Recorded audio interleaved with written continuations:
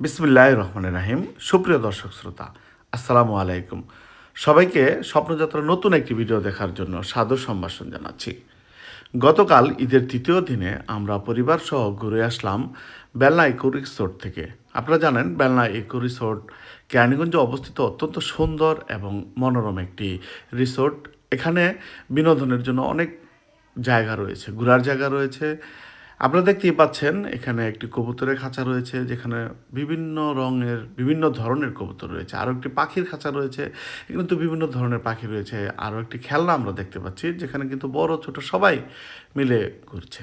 এখানে সুন্দর একটি নকশা রয়েছে। আমরা দেখতে পাচ্ছি আমাদের আমিনুল সহ আমাদের পরিবারের যারা বাচ্চা কাচ্চা রয়েছে, তারা সবাই কিন্তু আমরা চলে এসেছি, আমাদের বড়রা সহ এবং ছোটরা সহ।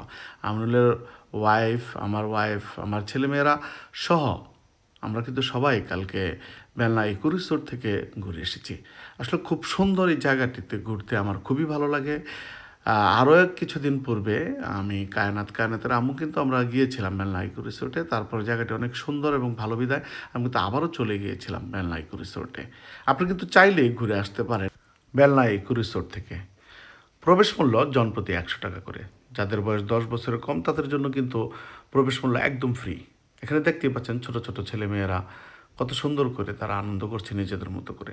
আসলে ঈদের এই সময়টাতে বাচ্চারা কিন্তু পড়ালেখার যে একঘেয়েমি আছে তারা কিন্তু সেগুলো কাটিয়ে নিতে পারে এই সব পার্কগুলোতে ঘুরে।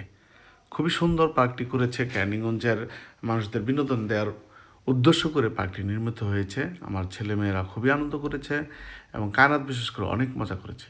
ধন্যবাদ সবাইকে। আল্লাহ হাফেজ।